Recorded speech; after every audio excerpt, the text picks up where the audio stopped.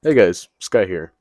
Uh, so Dispatch was pretty good, right? I mean, I thought so. I'm a bitch. My name's Robert. Such a bitch whose name is Robert. I'm a bitch. Yeah, I'm a bitch.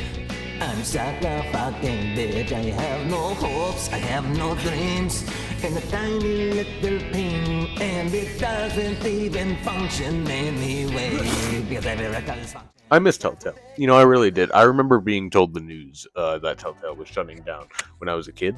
It was like being told a family member had died. But honestly, since we're never getting The Wolf Among Us 2, I'm glad Ad Hoc finally got it right, and even more so that the game's an absolute hit. Time to date the video. As I write this, the last two episodes came out just a few days ago, so I haven't even had time to process what's going on. But I finished the game, and I felt pretty heroic, pretty hope-coded, and I thought, damn, how are these choices going to play out? So, I take a little look-see at the stats, and what the fuck is going on? Yeah, so the Invisigal Blonde Blazer discourse is certainly a topic, I'll say that much. To me, though, this discourse has revealed an unfortunate truth. Most people who play Dispatch, it seems, didn't actually play the game. That's hyperbolic, of course, but a lot of the Twitter discourse and discussion online is focusing on the Invisigal's 27 years old. I shouldn't have to babysit her. And to that I say, Invisigal's 27? No, but it seems most people forgot the premise of the game. Blazer hires Robert essentially to rehabilitate a team of supervillains. It's literally his job. It's what pays for Beef Streets. This is a decision-making game, so of course there's multiple endings, and any well-written game with multiple endings justify each one by properly closing out the narrative and its themes. Alright, Spartan. I think that the best kind of setup for decision-making games is a thesis statement. It's a question, You can prove it either wrong or right. It makes the themes valid inherently for each ending, and I think Shrouds fits it best in this game. You think you can beat the bad by being good, but there's no solving human nature. You can't stop evil. All you can do is control it. Shroud was cool, right? I think this is a pretty solid question to ask, and I'm here today to tell you that Shroud was wrong. Yes, indeed, the villain was wrong. Whoever heard of that? A lot of people online these days tend to take media at face value, and that goes double for villains.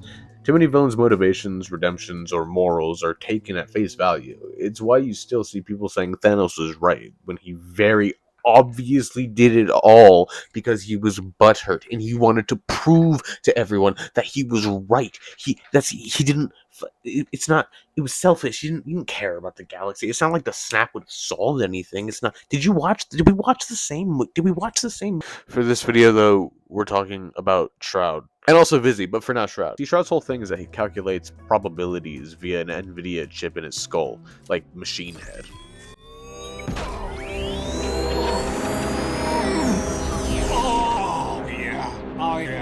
Yeah, that's nice. That works nicely. And therefore, he seems to know the future. This, however, is all a front. Of course it is. The game spells it out pretty clearly when you give him both pulses. The correct decision, mind you. What the fuck is this, Robert? Forcing a character whose whole gimmick is probabilities down to a 50-50 as their defeat is the coolest shit, by the way. It's the best way they could have written it. Robert. Look, you're right. I can't outsmart you. Because, you know what? I'm not a smart guy. So, the only way to keep you from knowing what I'm doing is to not have any idea what I'm doing. Which is how I feel all the time.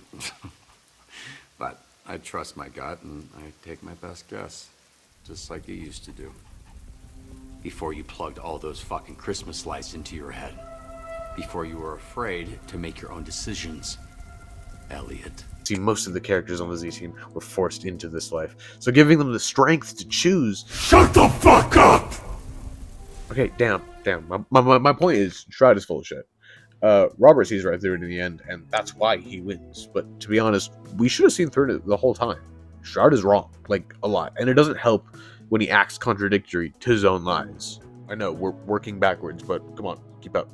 Shroud says Invisigal has been working for him the whole time, and that he planted her there to make Robert fall for her, blah, blah, blah, but except, no, he didn't. If you don't romance Vizzy, he says he knew Robert would take her under his wing. Which is it, Shroud? The counter argument here, of course, is that he calculated that I would press square instead of circle because he's Shroud. But that's not how free will works. Earlier in the fight, Shroud mispredicts when Blazer's going to show up. He definitely didn't account for fucking Star Blazer, and he definitely didn't predict what Vizzy was going to do in that ending. This whole character really reminds me of the Norns from God of War. See, in Ragnarok, when Kratos is looking for the Norse fates, they say perhaps the most important line to understanding why the game ends the way it does. There is no destiny, Puck. The protagonists are speechless. They do not understand. There is no grand design, no script. Only the choices you make. That your choices are so predictable merely make us seem prescient. When my son was born... Shut up! Shroud basically operates like the Norns from God of War. You know, to him and his red pulse, everyone is just predictable enough that he can make himself look like fucking Prometheus. I've been playing a lot of Hades too. I think it's safe to say that Shroud can't predict the future, but even worse than being a bullshitter, he's a liar. There's a difference, trust me. Let's just go through a few of his fibs, shall we? Shroud says Vizzy was taking paychecks for both jobs, despite Vizzy saying she declined. I'm inclined to believe Vizzy, because if the Red Ring planted Vizzy at SDN, and she was actively taking orders from them, then Shroud wouldn't have attacked Vizzy, or kidnapped Robert to find the Astral Pulse. Despite my slander, Shroud is one smart fucker. So unless Shroud was truly blindsided in episode 6 when he sees Vizzy with the pulse, and he hadn't calculated her very obvious betrayal, he must have known Vizzy would have sided with the Z-Team and Robert. Also, the plot takes place like in a little over a week, so like how many paychecks could she have gotten? Similarly, in the kidnapping scene, Shroud gives a very detailed explanation of how he killed Robert's dad. He was lying on the floor, eyes full of fear, when I put the fourth through his face. Bit of a waste to put the fifth through that idiot's skull, but I wanted to make sure it worked after all these years. Yeah, very cool, very edgy, Matt, but that's not what happens. The prequel comics, released alongside the game, mind you, clearly show Mecha-Man 2's death. Shroud's bitch ass tried and failed to beat Mecha-Man with his own sort of, like, suit, and got his shit pushed in, and then came back with Robbie's gun just to shoot him once. Shroud, the fraud you are. All of this to say, Shroud has no credibility, and we should not tolerate his slander of our queen. To anyone who was paying attention, it's very obvious that Vizzy always wanted to be a hero. Aww. Oh, she's savoring the moment. Yeah, we see you. Oh. She fucks up a lot. Yeah, it's not easy to be a hero. The game makes it very clear that she's a special case, and like definitely the hardest to work with on the Z-Team.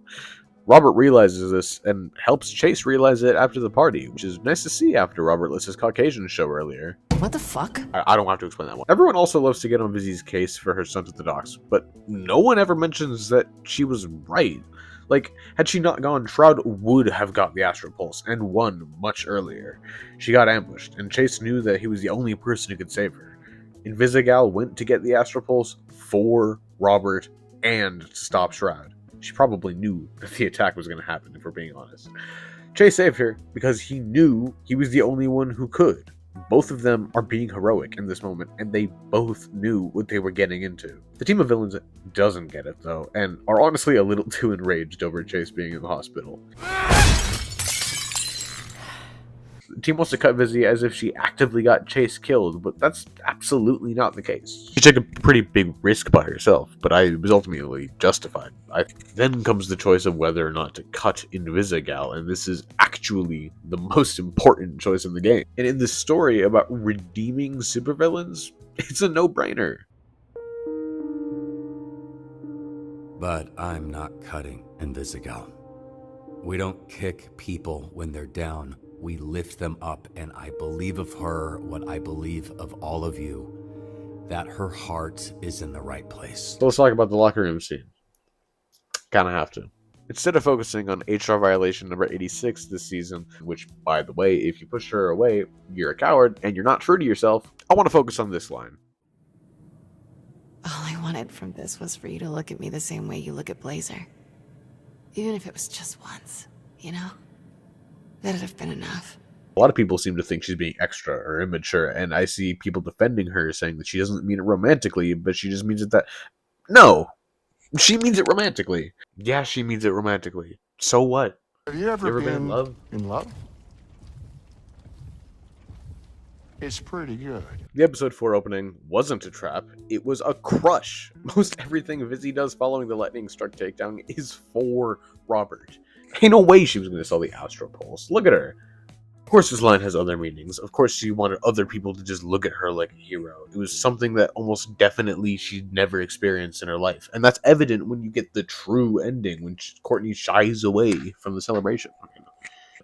She just wanted to be a hero. Otherwise, she wouldn't have tried to cut herself from the Z team. That's not the act of someone who's spying for Shroud, that's someone who doesn't believe in themselves. This line is allowed to mean both things, and that's why it's so good. What happens after it, though, that's up for debate. My Robert was into it, though. So class, what have we learned today? Shroud is full of shit, Vizzy is best girl, and Blazer is evil. I hope this coherent ramble has done a somewhat good job in arguing for the hero Vizzy ending, which I shouldn't have to argue for. Actually, as it turns out, I don't have to. When I finished the finale a week or so ago, the decision was wildly split, and you'll still see many of the biggest players getting the villain Vizzy ending. Since then, though, the stats have dramatically swung in favor of the hero Vizzy, so maybe this video will be outdated before it's even out, but hey, you watched it. Yeah. Yes. So thanks for saying that. Yeah. Thanks for watching. I love this song. I'm lying, but I would like to make an argument for why this song has become like it's appropriate that this song has become kind of an anthem for this game. And it's like used in a lot of like edits and stuff. It's used in a lot of dispatch content. Because it's about like accepting. This is stupid. Why am I doing this? I wanted Toby to make another cameo, but he's asleep over there. He's being a kitty. And if you stay to the end, maybe I'll show you him. But yeah, I think I had a lot of fun writing this video. Recording it, maybe not so much. Unless I have to re-record. No, this is okay. This is fine. Please do comment and like and subscribe and do those things. You like the like and subscribe thing. So if you could do the like and subscribe thing, that'd be pretty cool. But more importantly, tell me in the comments what you want me to make videos on. Cause I'll just if you just tell me something to rant, if you want me to rant about something interesting enough, I'll do it. I think I want to rant about Mecha-Man. Dispatch has helped bring those back to the spotlight. I think a little bit. And I remember when people thought they were the devil. I ranted for too long. Have a good day. Love ya. No, I don't. That's parasocial. Hate ya. Probably not. I'll see you next time. Peace. I do air bass too. I do air drums. I'm fucking the Jackson 5 by myself.